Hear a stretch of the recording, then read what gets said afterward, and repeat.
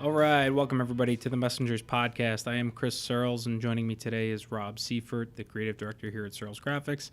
Today we're talking about, I want to call the title of this episode, It's Not For You. Really talking about who the target of your marketing is and who you're really designing for, or who we are designing for when we design something for you or build something for you. All too often when we work with clients on design projects, on ad design, on web design, on marketing pieces, we hear back feedback, I like it better this way, or I don't like this, or we don't like this, or the other side, we like this and I like this. And really the point of your marketing is, it doesn't matter if you like it or not. What matters is whether or not it resonates with the people you're trying to reach. And we have, you're always dealing in design. Design's personal, it's subjective, and what you like and respond to is not necessarily what everybody else is going to enjoy and respond to. And, I think we talked about it in a recent episode about the difference between hiring an amateur and a professional. Right, and you hire an amateur to deliver what you want. You hire a professional to deliver what's going to work best for your business. Right. There's there's a part of it that's the aesthetic, and that's kind of what you're talking about, where the client wants it to look a certain way, but the function of it has got to be on target to reach the people you need to reach and do the job you want it to do. I have conversations with clients about that all the time, where they want something to look a certain way, but say we're talking about a printed piece, it's not going to communicate clearly the way that they're asking us to do it. Whether it's putting white text knocked out on a dark background, or possibly making things harder to read.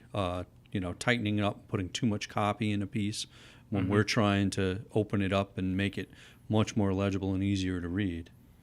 Yeah, and that's there's compromise that kind of goes along with that in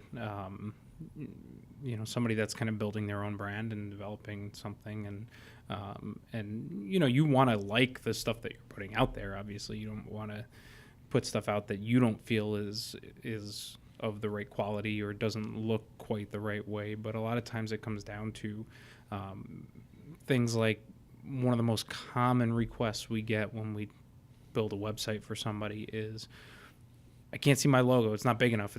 Make my logo bigger. And my response to that is, it's not supposed to be bigger. That person, that end user, if you actually put yourself in their shoes and you look at it from their perspective, they don't care how big your logo is. That is something you want for you, because you think that that's something that's going to benefit your business, when the goal of that piece, the goal of your website, should be to solve that user's problem.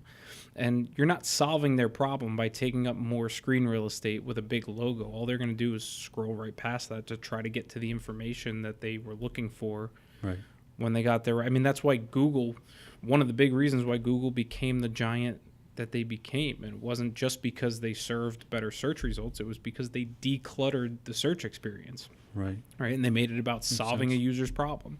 And it wasn't about, how can we stick more of our stuff right in your face and, make it all about us. It was about, how can we solve your problem? What can we do for you to make it easier for you? Right. Makes sense. It's, less about the ego of the client, more about getting that message right up front, communicating it clearly.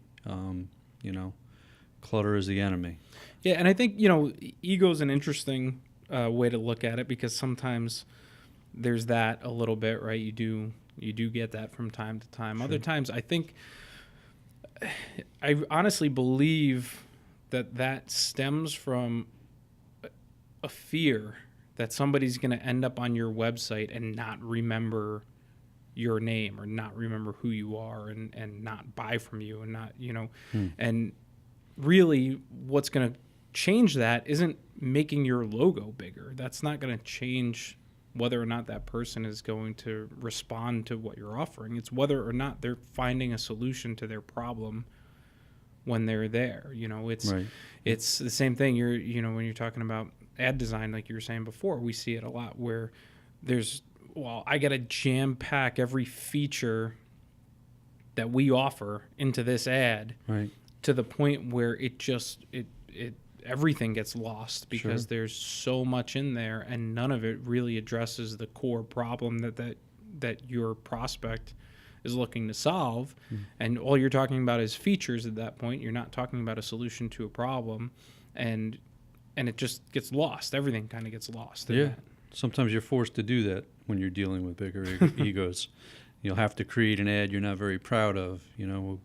I used to joke around about it and call it a design crime, and say that someday I'm going to be brought before the design tribunal to answer for it. But I definitely understand it, and always try to give my best advice to the clients. Whether they want to hear it or not, even though sometimes they're pretty strong-willed and they want things a certain way.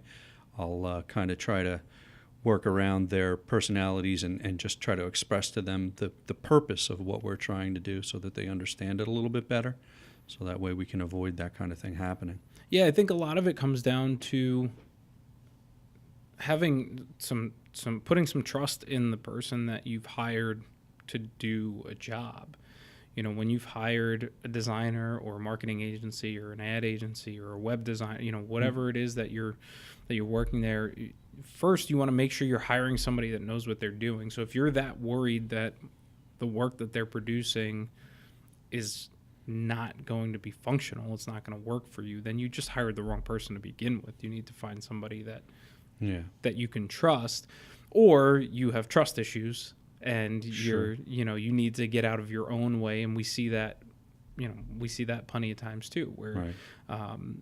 we've had long-standing relationships with some clients where we just know we're going to deliver what you're asking us to deliver, because you're just not going to listen to anything else. And ultimately, if that's what makes you happy, that's fine. That's going to be what it's going to be.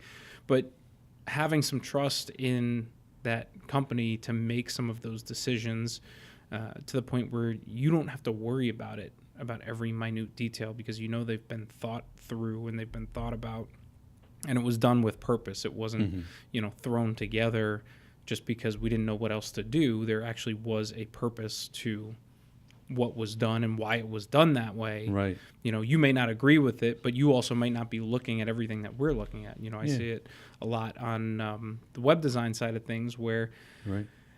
just like you talk to clients about how something looks, and they say, well, we don't like this. And I say, okay, well, is the only place that you've looked at that on your computer that you're sitting on right now? Yes. Okay, well, did you that we've looked at it on Android devices and different browsers on those Android devices, and iPhone devices and different browsers on those iPhones, and tablets and desktops and widescreen desktops. And some of those changes were made, or design elements were included, or decisions were made because we could have kind of done what you wanted to do, but it would have taken twice as much time, and you're not going to get the value out of the amount of time that we'd have to put into that. So we kind of compromised a little bit on that one size Right.